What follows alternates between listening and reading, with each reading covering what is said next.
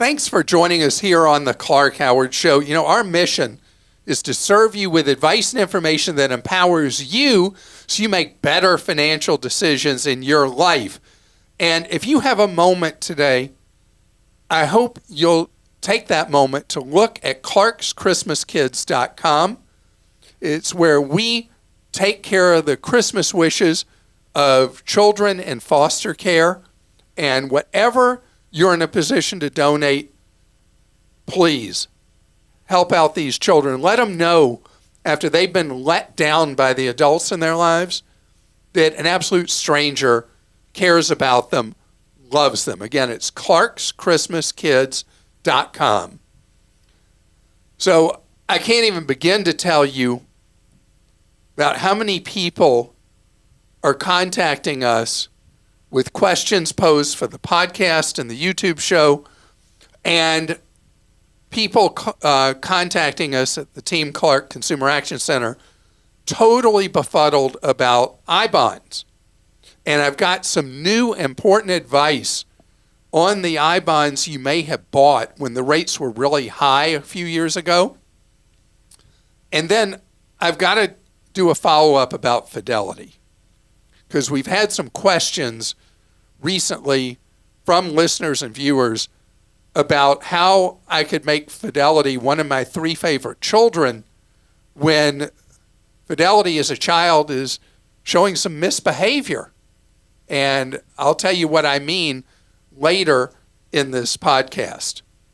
So, Series I savings bonds were hot during the hot inflationary cycle we had from the supply chain disruptions in the COVID cycle with, the rate people were earning on Series I for inflation back during the peak of the inflationary cycle was just under 10%. People were buying the I-bonds at such a fast rate that the computer system of the U.S. Department of the Treasury crashed, I think on more than one occasion, because people were clamoring to keep up with inflation that for many people, except people who were alive back in the 70s, was unprecedented in your lifetime. And so these Series I savings bonds were a safe place to go. And the rate on Series I savings bonds resets every 6 months. So the rate has just gone down as inflation has trended steadily down and is now generally back in the twos. So the Series I rate, again, resetting every 6 months for people who bought them when the rates were so very high on the I-bonds, now are earning 1.91% on those. 1.91. So think about it. Just, was it 2 years ago? Two and a half years ago, people were earning almost 10%, and now that is 1.9%, where you can put money in a simple savings account with online banks that are paying the best rates around 5% or so. So the Series I savings bond that was such a great thing has become a dud. But let me tell you, this is where you got to hang with me, because Series I savings bonds come with two interest rates. One, a base rate just for breathing. And that on new Series I bonds is 1.2%. So you get 1.2% for as long as you own the I bonds plus the rate of inflation. So you're always running ahead of inflation with a newly purchased I bond, where those older ones, when those were sold, you got no bonus. You only got the inflation rate because the demand was virtually unlimited. So there was no reason for the Treasury to give you bonus money. So if you have those old Series I bonds, you need to dump them. You're going to forfeit 90 days of interest. But that interest now is pitiful, 1.9%. So you dump out of those, forfeiting the last 90 days of interest, and then you're a free agent. If you love owning I bonds, you can actually exchange your old ones for new ones. If you go to savingsbonds.gov, it will take you to the link that will explain how you do the exchange. And then you take ones earning 0 bonus to ones that will earn 1.2% plus the rate of inflation.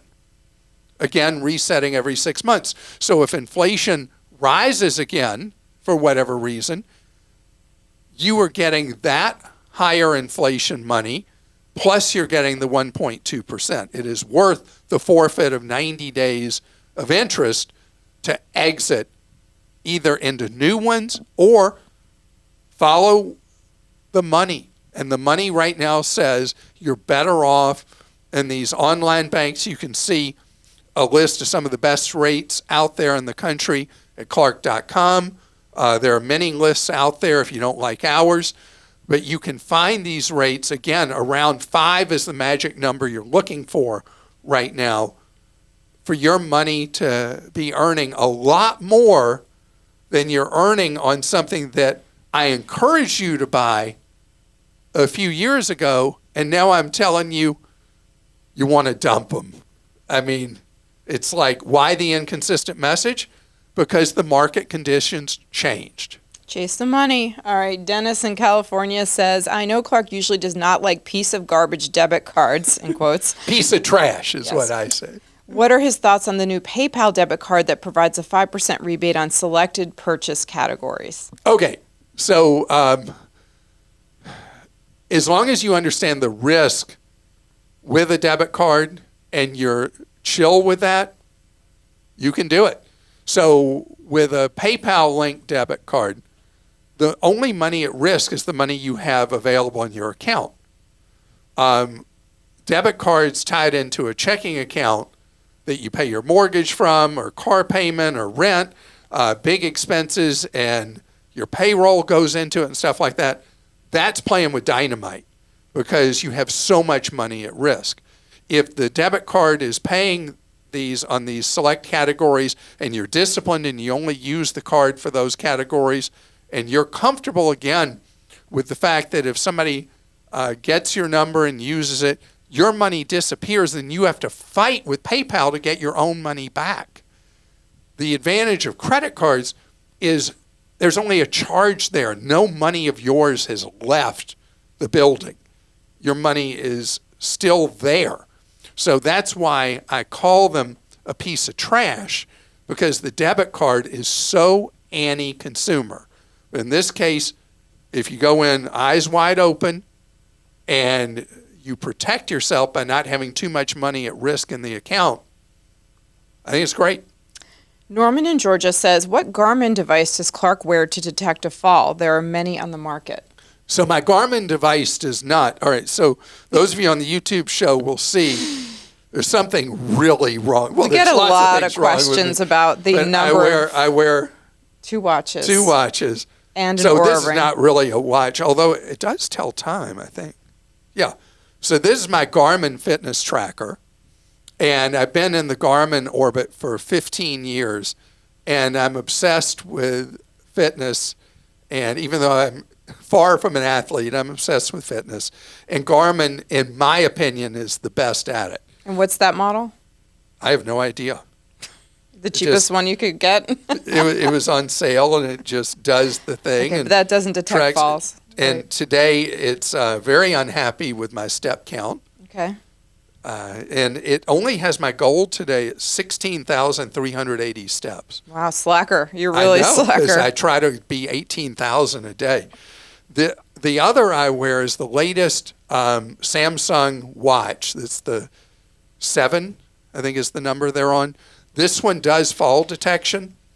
And when we were moving, recently and packing boxes and carrying boxes, it kept thinking I was falling, and it kept asking if I wanted it to call it was going to call 911, tell them where I was, and I had to cancel it out and hope that sirens weren't suddenly heard in the distance. So there are a number of devices that do it now, but if Garmin's into that, I plead ignorance. I didn't even know that they were your doing the that. Samsung My Samsung 7 does it for me. Does it? And it's very sensitive to me thinking that I've had a fall. And then the Apple Watches do that as well. Apple Watches were, I guess, the pioneers in doing that. All right, Big Howie in Iowa wrote in and said, "Hi, Baby Clark. I only have time to regularly read one financial publication. What do you recommend? The Wall Street Journal? Thanks from the Heartland."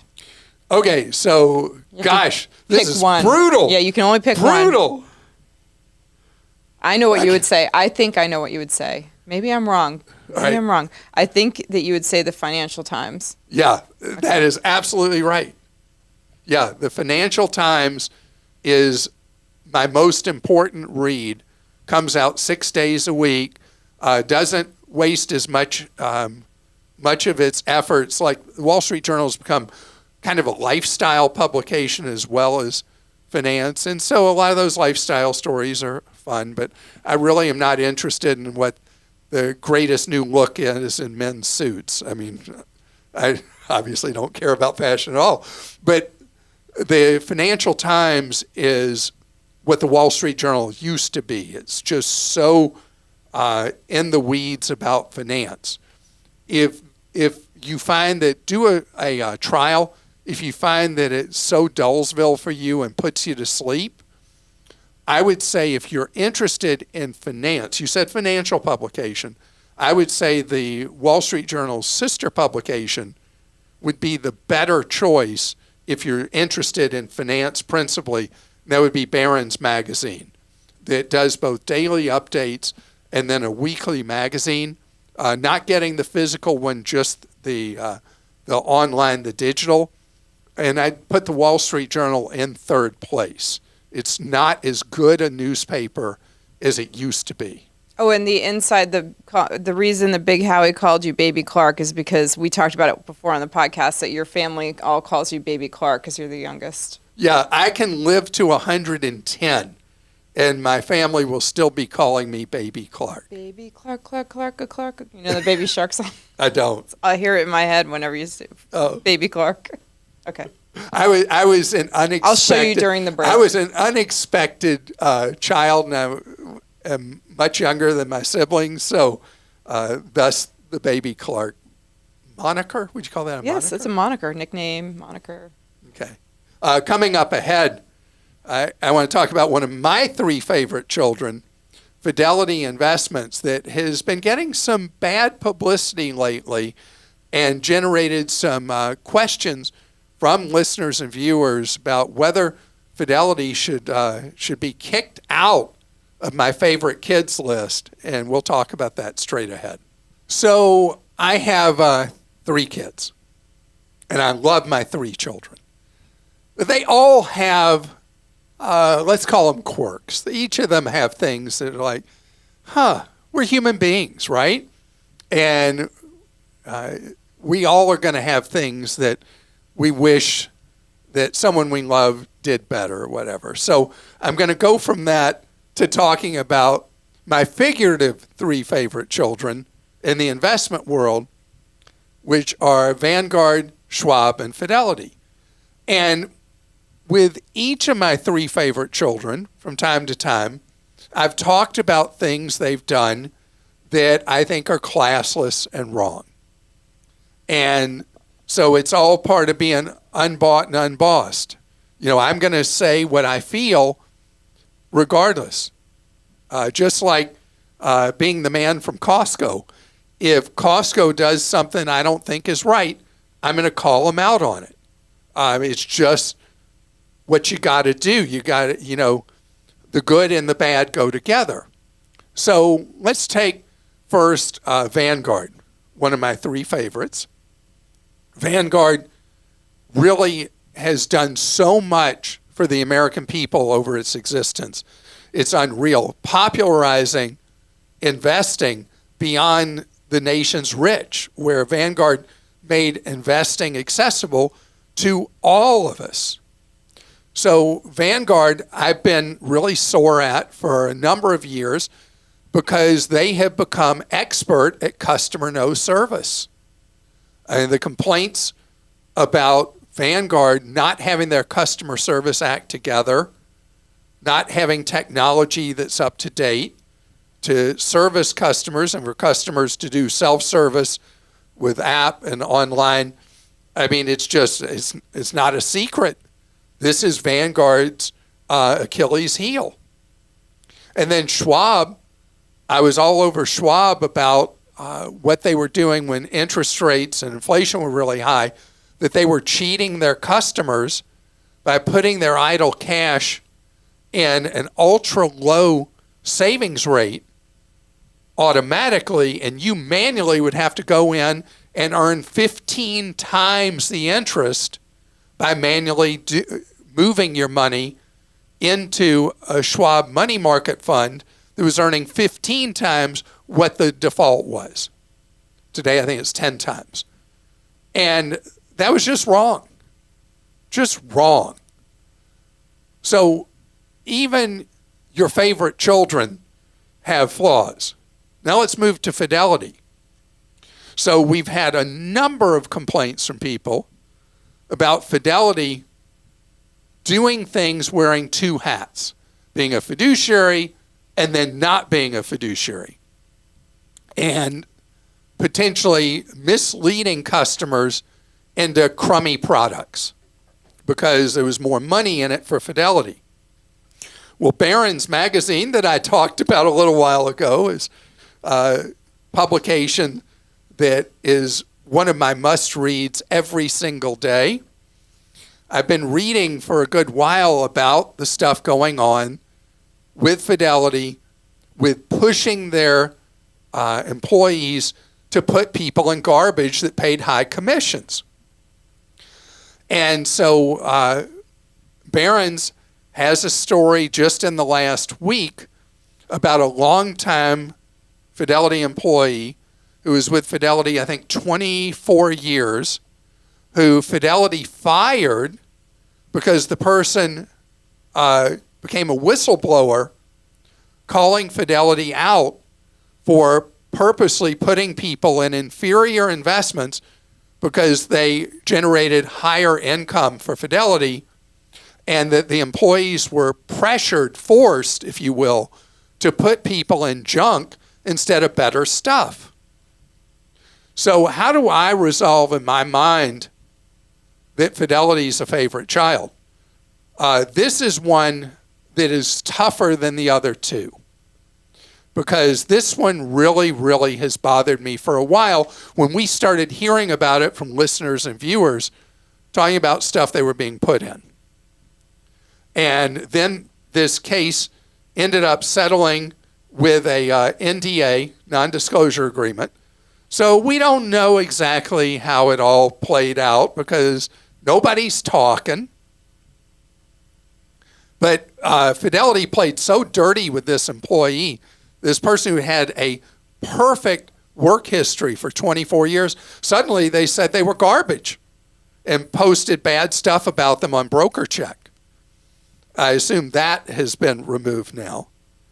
But by the way, Fidelity, as I've said with any company that I pick on, it's free to have somebody come on the podcast with me and rebut what I'm saying. Fidelity should not be playing both sides of the street. They shouldn't be behaving like the dirty dealing at full commission stockbrokers. At the same time, they're also wearing a hat as a good guy. And Fidelity does a lot of fantastic things. I mean, think about the innovations of the Fidelity Zero funds that I love. That a young person can come in and put $1 in. By young, I mean a teenager. Open an account with $1. Invest commission-free and fee-free. Anybody of any age can do the Fidelity Zero funds, which are a variety of index funds that are great to put their money in. Fidelity has a wide variety of of great products for money management, the equivalent of checking accounts, all these things. But this is something you got to know. You need to know that if you invest through Fidelity and you're dealing with a Fidelity salesperson who is recommending something from you, you need in writing from them that they are operating at that moment as a fiduciary. If they are in writing, if they are operating as a fiduciary at that moment, they can't put you in the garbage. They can't cheat you, putting you in high-cost trash. They have to treat you right if they are a fiduciary. If they say, oh, well, in this, I'm not in a fiduciary capacity, you're done listening, you're done talking to them, and you don't buy the stuff. And again, if Fidelity wants somebody to come on the air and say why this isn't garbage, why this isn't a terrible practice on Fidelity's part, I'm happy to have you come on and give your say. Okay, this came in from Zach in Pennsylvania. I'm 18 and a full-time college student. I don't know much about investing, and unfortunately my parents don't know much either, but I've been listening to your podcast recently and would like to get your advice, please. I have about $2,000 that I would like to invest long term with the intention of adding to it over time, and though it may only be minimum in the short term, what are my best options? Okay, first of all, Zach, $2,000 at 18 that you're willing to commit for long term shows incredible discipline on your part and maturity. This is fantastic. And so you say you're a full-time college student, and I don't know if you are working part-time, but if you are working part-time and you have earnings in 24 that exceed the $2,000, what I would want you to do is open a Roth IRA. Roth IRA allows that money to grow tax-free through the years, and ultimately, later in life, you spend it tax-free. When you're under current rules that will change 40 years from now, but right now, you would be able to spend the money tax-free once you turn 59 and a half. But again, 40 years from now, who knows what those rules would be. But having the ability to grow money tax-free and spend it tax-free is such a wonderful thing that would be priority number one. And you could do that with any of my three favorite children that I just talked about. If you're Roth eligible, I would want you to go into the Target Retirement Fund 2070. I think everybody's got a 2070 now. And what that is designed for is specifically for retirement accounts, where the mix of money changes over the decades to match the risk level you should be doing, where right now it would be nearly 100% in widely diversified stock type choices. Which brings me to the second alternative. If this is not money from work, you would do an investment account. And let's talk about the Fidelity company I was just picking on. With Fidelity as a teen, it would be awesome for you to open an investment account and put the money in the Fidelity Zero, I don't remember if they call it Broad Market Zero Fund or Total Stock Market Zero Fund. I would just throw the $2,000 right in that, and you could add to it over time. What a Total Stock Market Index Fund does is it owns little pieces of most every publicly traded company in the United States. So you're basically hitching a ride on the future growth of the American economy and American capitalism. All right, and Chris in Georgia says, I love this show. I'm a longtime listener. Thank you for all of your help over the years. My wife and I are 44 years old, and we took your advice on the 15-year mortgage. We refinanced when rates were low and now have a 2.75% interest rate and only 10 years to go before the home is paid off. Isn't that fantastic? Thank you, Clark. I wanted to ask you about a letter I recently received from my HOA management company. They're claiming that I must sign an affidavit of occupancy, and if I don't sign, they will notify the board of directors of the HOA. I'm nervous signing anything sounding as serious as an affidavit. Could doing so have any financial implications, positive or negative, if at some point I decide to sell the home? Or can the HOA prevent me from having access to the amenities, tennis courts and pool, as they change the access code yearly to prevent those who haven't paid dues from accessing? Is this truly a requirement? Yeah, so this is a thing now, Chris, and it started in the South and the West, Southwest really, where people are being in mandatory homeowners associations, not in condo associations, but in homeowners associations, are having to do these affidavits of occupancy. What they're trying to do is a lot of associations have rules that limit the number of rentals permitted in the community. So you have to, and this is a legal document, you are swearing to something that you could get in trouble later with the law. I don't know if it's committing a civil act or a crime. Not smart enough, not a lawyer. But this is, so they have track of who's in a place. Are there tenants? Is this owner occupied? So there is, the only danger is if you are lying. If you are an owner occupant of your property, it is a legal demand that is considered to be reasonable and proper, as best I know, in any state that this has ever come up. And you fill it out, you attest to or whatever it says, and you're good to go for at least the next year or 5 years or however long it is between when they want these affidavits done. Caroline in Florida says, what and where, in your opinion, is the best place to get a hearing aid for the value? And who would you recommend if it was for your mom?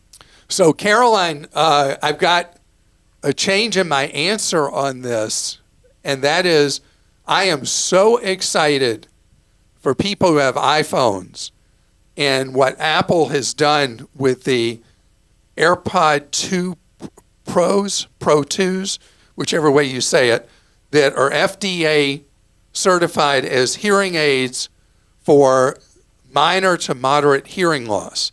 I don't know where your mom is on the spectrum of hearing loss. If it's significant hearing loss, it would be a great idea to have her hearing checked by an audiologist. And Costco now, see my Costco people, they now sell, they have the largest share of hearing aids sold in the United States, far and away.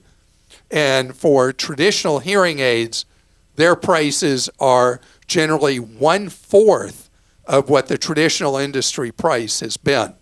So the test here at Costco is free.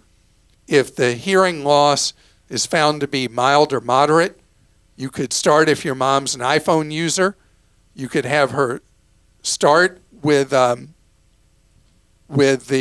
AirPod 2s, and the improvement in quality of life is so significant. I think the reason I'm so excited about the Apple thing is they're following Bose. Bose did this years ago, but never established mind share with people that Apple can because of its installed base in the United States. And so many people of all ages wear those funny looking things coming out of their ears that nobody even looks twice at it.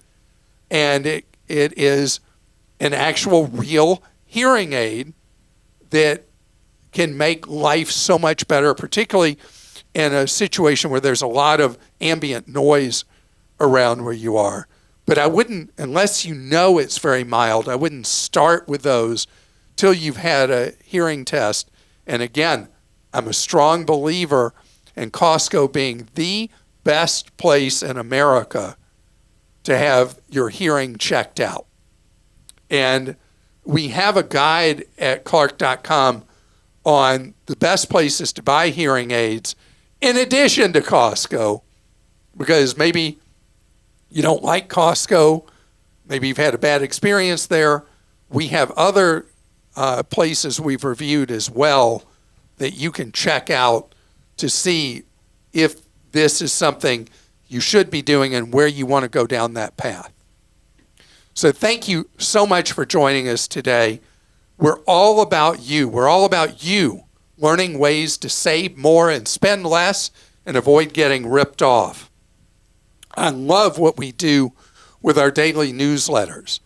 And we have the Clark newsletter, the Clark Deals newsletter. And these newsletters, free, make it really easy to subscribe. You find that you don't enjoy them like I think you will, we make it just as easy for you to dump those subscriptions. If you go to clark.com/newsletter or newsletters. And tomorrow, my favorite podcast of the week, Clark Stinks. And see you then.